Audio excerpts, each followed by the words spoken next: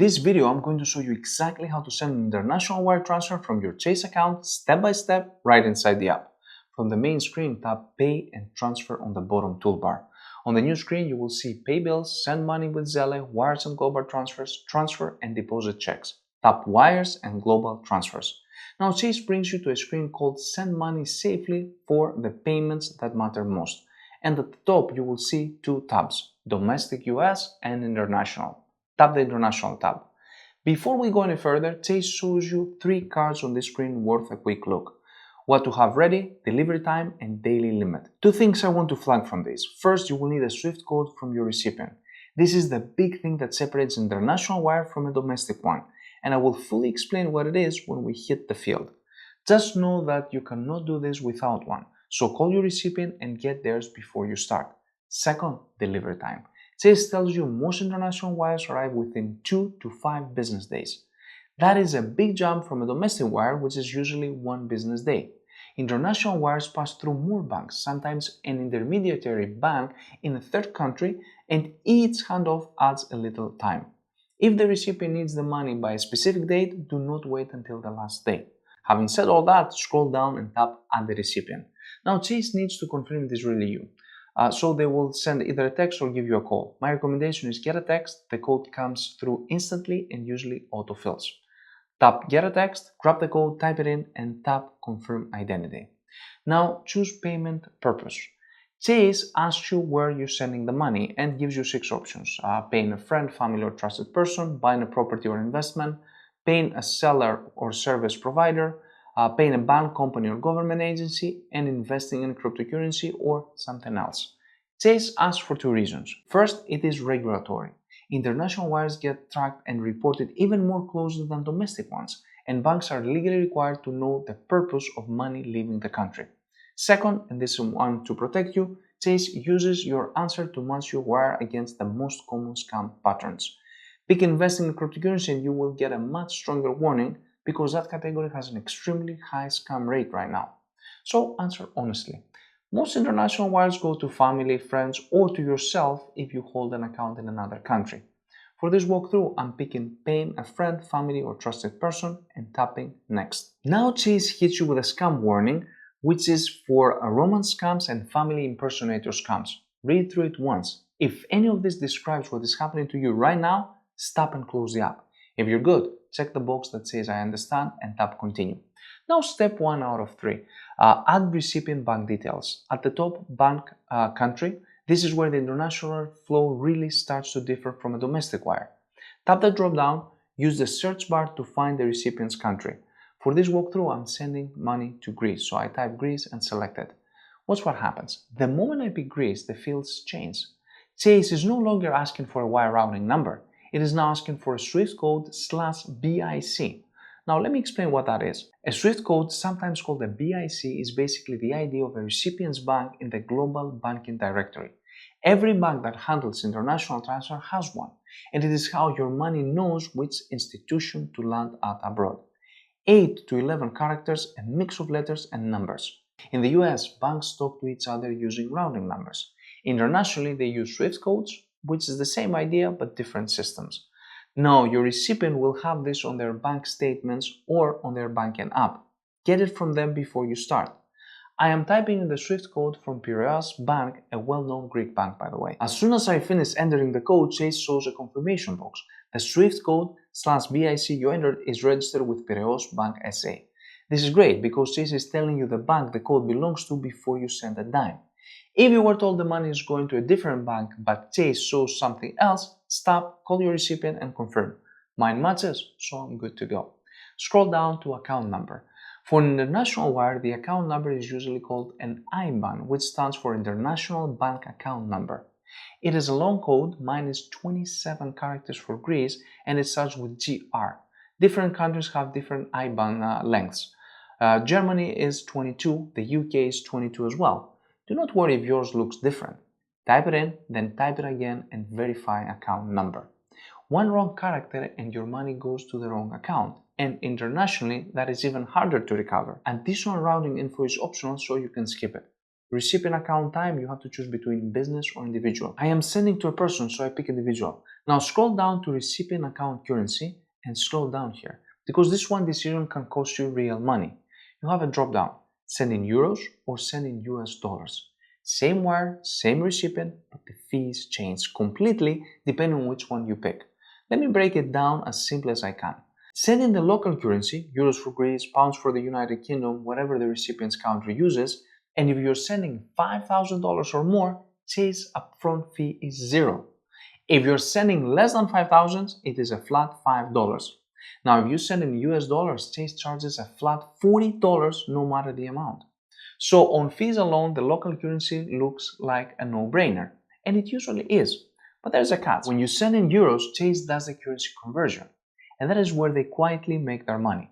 They give you a slightly worse exchange rate than the true market rate, and that spread is Chase's real profit. So even when the upfront fee says zero, you're still paying. It is just backed into the rate. When you send in US dollars, Chase does not convert. Your dollars fly overseas and the recipient's bank has to convert them.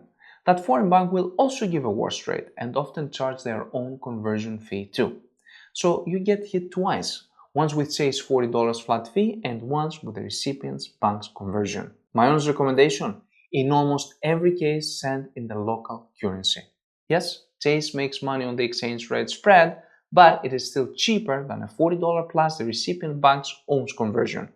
And your recipient gets the money in their currency without extra deductions on their end. The only time you send in US dollars is if the recipient specifically asks for them, which is rare. Now I'm picking euros. Tap next, and now step 2 of 3. Add your recipient details. First name, middle initial, which is optional, last name, nickname, country, and full address. Type the name exactly as it appears on their bank account. If their bank has them as Michael, do not type Mike. Mismatches on international wire are worse than domestic because you have two banks reviewing the transfer and either one can flag it. Now let me tell you something here because this can delay your process. The nickname field looks optional. It is not. I tried tapping next without filling it and Chase blocks you with an error. Tell us a nickname. So put anything reasonable, their first name, or in my case John Gr, so I know it is a Greek one. Fill in the address and tap next. Now step 3 out of 3. Does everything look okay? Slow down, look at every field, the SWIFT code, the bank Chase confirmed, the IBAN, the account type, the currency, and the recipient's name and address. If anything is off, tap edit. Once an international wire is gone, it is really gone. Check the box that says I confirm my recipient's account details match their bank records and then tap add recipient. You will get a green check mark that you are all set. Chase has now saved this recipient, so the next time you send them a wire, you will not have to go through any of this setup again. You will also get an email confirmation that a new wire recipient was added. If you ever get one of those emails and you did not add anyone, that is a huge red flag. Call Chase immediately. Now, tap send money and you will land on a scheduled transfer where you actually build the wire. Wire to is filled in, wire from is your account, pre-filled with a total check-in for me by the way. Now the amount fields, and this is where the international flow gets interesting. You have two boxes, equivalent dollar amount in US dollars and a wire amount in the recipient's currency, which is euros for me right now. They talk to each other. Type in one and Chase autofills the other using the currency exchange rate. I am typing $100 in the USD field. Instantly, Chase fills in the wire amount as 85.32 euros. Right above the fields, you see the exchange rate Chase is using. On US dollar equals 0.8532 euros. And it says the rate expires in 30 minutes. Exchange rates move constantly, so Chase locks a rate for you for a short window. Take too long and it refreshes. Think about what happened. I said I wanted to send $100 and my recipient will get 85 euros and 32 cents. That gap between what I send and what they receive is the exchange rate spread. That is where Chase quietly makes their money on the conversion. Not a fee, just backed into the rate. Below that, wire date, pre-filled with today. Same timing rule as domestics. Before 6 p.m. Eastern, start processing the same day. After 6 p.m. Eastern, rolls to the next business day. No processing on weekends or Federal Reserve holidays. But remember, an international wire takes 2 to 5 business days to arrive after Chase releases it. because it has to pass through multiple banks. So plan ahead. Below that, you have to choose a payment purpose. Chase asks you to pick again. I know you picked one earlier, but that was for the recipient setup. This one is specifically for this transfer. Pick the same reason or something more specific. Now you have additional information with two optional fields. A message to recipients, which is the recipient bank will see, and the memo, which is only for you. Scroll down to the bottom and this is where all the talk about fees pays off. Look at the breakdown. Exchange rate, JP Morgan rate of $1 is equals to 0.8532 euros. Wire amount, $85.32. Transfer amount, $100. Wire transfer fee, $5. Total, $105. Since I'm sending less than $5,000 in euros, Chase charges the $5 upfront fee. And right underneath, Chase spells it out in a tip. There is no Chase wire fee when you send a wire of 5,000 US dollars or more in foreign currency. That is exactly what I explained earlier. If you're planning a big international wire, 5,000 or more, you pay zero upfront by sending in the local currency. Chase still earn on the exchange rate, but the flat fee disappears. Compared to $40 if you have picked US dollars, this is a much better deal. Once everything looks right, tap next. I'm not actually sending this one, but from here Chase takes you to a final review screen, and then you tap schedule wire to send it. One last thing before we wrap up that saves you a ton of time on future wires. Go back to the main pay and transfer screen. You will see manage recipients. Tap that. This is your saved list. Every recipient you have ever added, domestic or international, in one place. Tap any recipient and Chase shows you their full details with a big blue send a wire button at the bottom. That is a shortcut. Skip all the setup we just did, straight to amount and send. 2 minutes and you're done. Now one quick note. If you ever need to change the recipient's bank details, Chase does not let you edit them directly. You have to delete the recipient and add them again. That is a security feature and it stops someone who gets into your account from silently redirecting your future wires. Annoying but smart. And that is it. That is exactly how you send an international wire transfer with Chase. If this video helped you out, hit that like button and share it with someone who needs to send international wire transfer with Chase. And if you have any questions, drop them in the comments. I read every single one of them. See you in the next one.